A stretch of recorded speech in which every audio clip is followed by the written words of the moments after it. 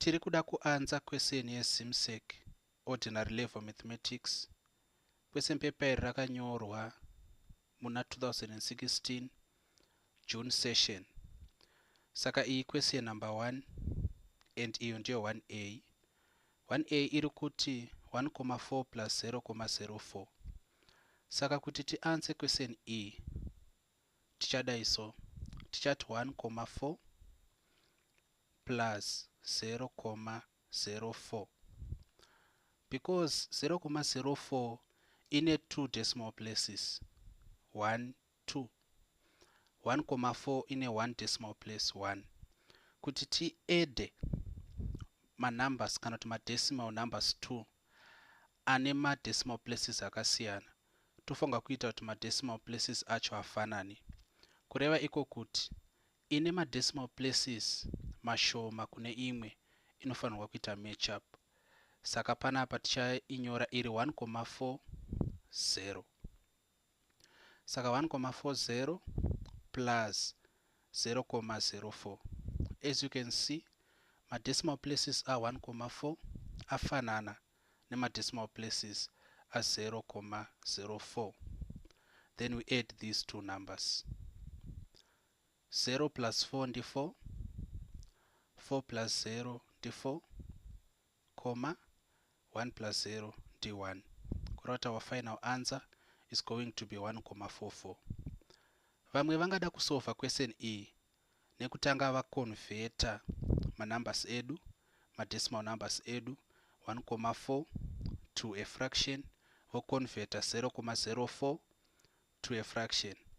I am against that, because in mathematics ukapiwa a question inocontaina ma decimal numbers, it is advised to provide an answer which is in its decimal form.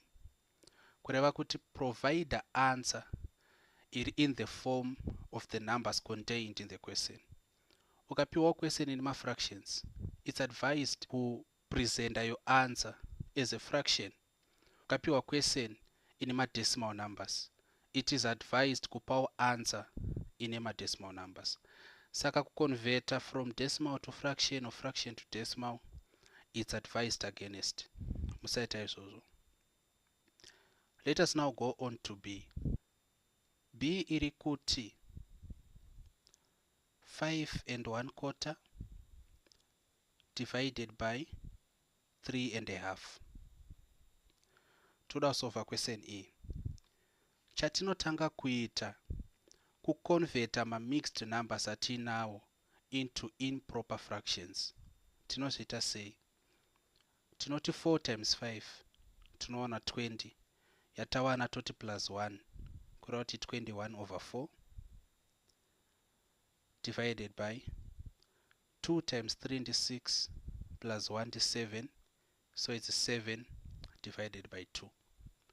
Sazvataita panapa ndezvekuti tatora this denominator, ta multiply ne number, then the product ta add ne numerator, then tazotora our final answer tika divide ne denominator.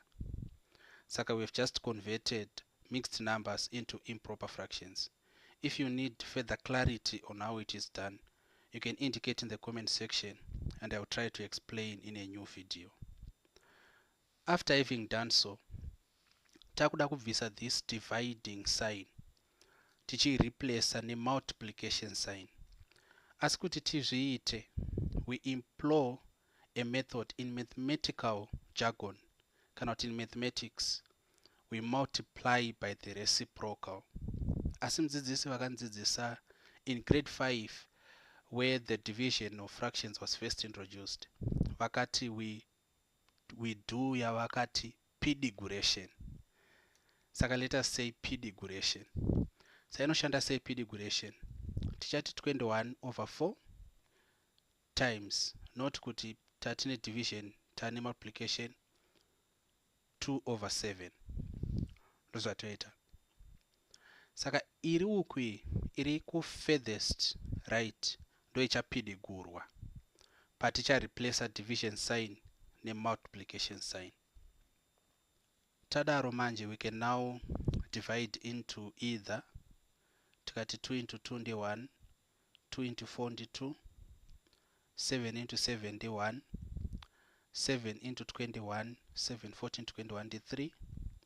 Then takuda ku multiplier numerator by numerator kureva kuti 3 times 1 ndi 3, 2 times 1 ndi 2. Saka this answer now 3 over 2, it is an improper fraction. But remember the rule, kind of the rule of thumb, the general rule yatataura pa A kuti try ku present the answer yako in the form provided in the question. Kana question yauya ine ma decimal numbers, answer yako inofanirwa kuvawo in decimal form. Kana question yauya ine ma fractions, answer yako inofanirwa kuvawo as a fraction. Kana question yako in this case, in this context, yauya ine ma mixed numbers, answer yako should also be a mixed number. Kureva kuti our answer should be 2 into 3, that is 1, remainder 1 over 2. So this should be our final answer. So this is how we solve question 1 of June 2016 O-Level ZIMSEC paper 1. If you have any questions pertaining to mawekero ataita, you can ask in the comment section.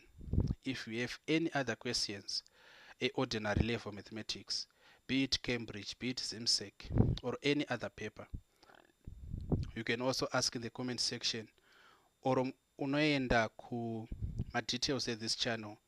You are going to see my contact details, my email. You can send your question there.